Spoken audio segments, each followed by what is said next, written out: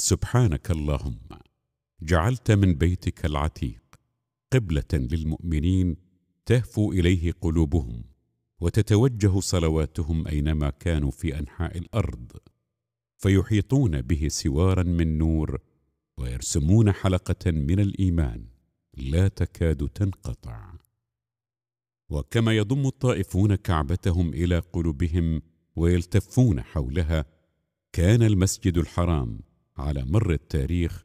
يضمها في صحنه جوهرة ثمينة.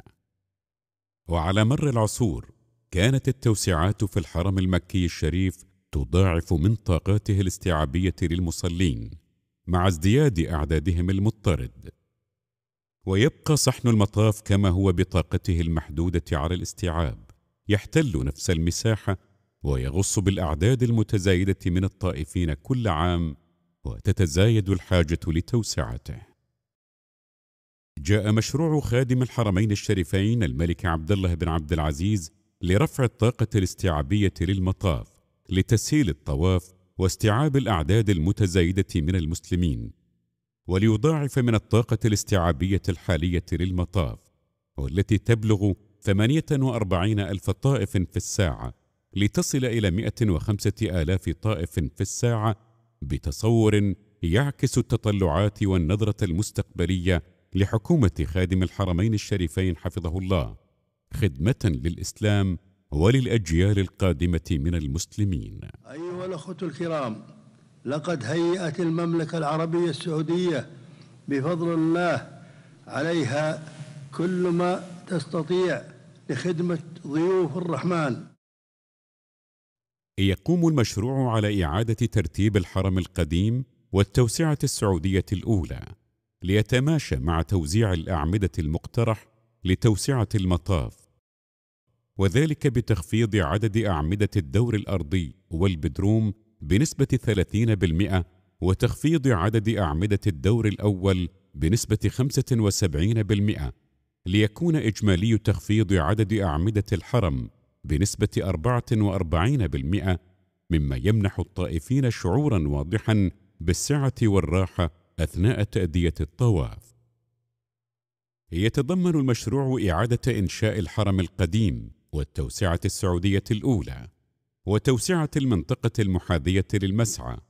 لتصبح بعرض 50 مترا بدلا من 20 متر بدور السطح، وبذلك يتم حل مشكلة الاختناق التي كان يواجهها الطائفون في تلك المنطقة. كما يتضمن المشروع إعادة تأهيل المنطقة بين الحرم الحالي والتوسعة السعودية الثالثة، مع إنشاء جسور للربط بينهما في مناسيب الدور الأول والسطح. وقد روعي في التصميم الاختلاف الحالي في مناسيب الحرم وصحن المطاف، وذلك بتخفيض منسوب الحرم القديم ليصبح بمنسوب صحن المطاف، وتحقيق الارتباط المباشر لبدروم التوسعة الثانية وكذلك المسعى ليصبح بكامل عرض المبنى الجديد، مما يحقق الارتباط والاتصال البصري بالكعبة المشرفة.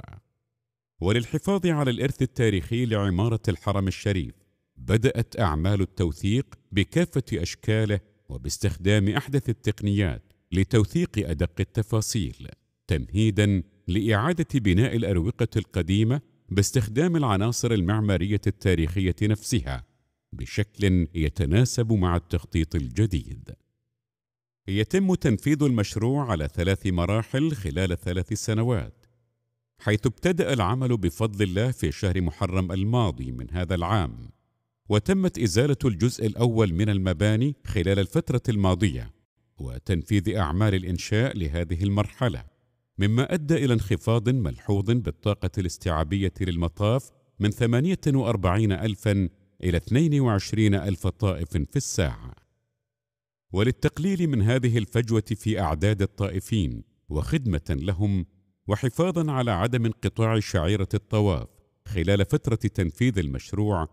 فقد بدأ العمل بعون الله على تنفيذ المطاف المؤقت، والذي سيرفع الطاقة الاستيعابية لعدد الطائفين في الحرم إلى 35 ألف طائف في الساعة، حيث سيكون بعرض 12 مترا. وسيتم بإذن الله استكمال تركيب الدور العلوي من المطاف المؤقت وربطه بالتوسعة السعودية الأولى عبر الدور الأول،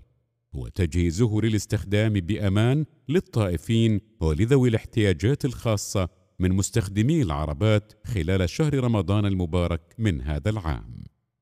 يتم استكمال العمل في المرحلة الأولى من المشروع مباشرة بعد شهر رمضان المبارك وحتى موسم الحج لهذا العام، بحيث يتم إعادة تركيب الأسوار المؤقتة والانتهاء من بناء دور السطح،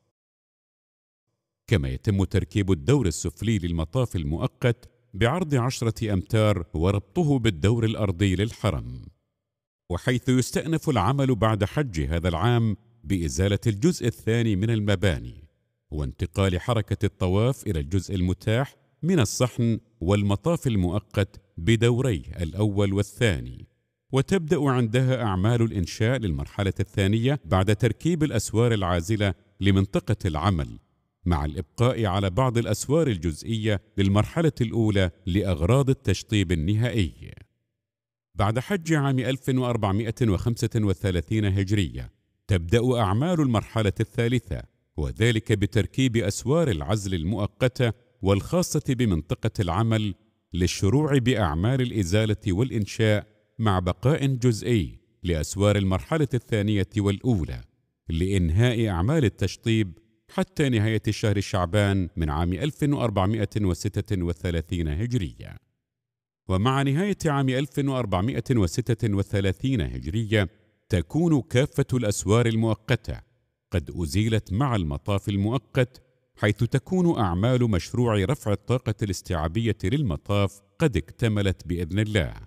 ليصبح عدد الطائفين في المبنى بدون الطواف المؤقت حوالي 105,000 طائف في الساعة، مما يعني مضاعفة الطاقة الاستيعابية للمطاف.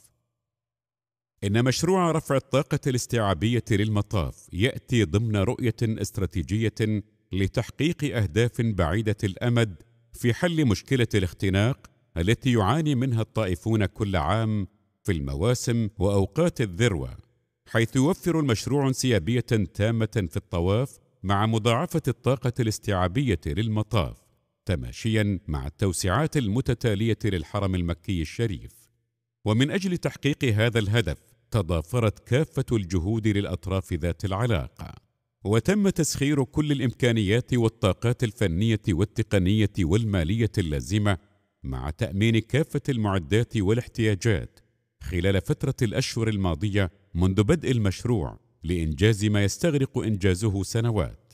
وهي ماضية لتحقيق الهدف وتوفير الراحة التامة والطمأنينة للحجاج والمعتمرين وزوار بيت الله الحرام لتأدية شعائرهم بجو من الأمان تسوده روحانية المكان شديد الخصوصية عزيز المكانة في قلوب كل المسلمين في شتى أنحاء العالم، لتستمر حلقة النور والإيمان باحتضان بيت الله الحرام. والله ولي التوفيق.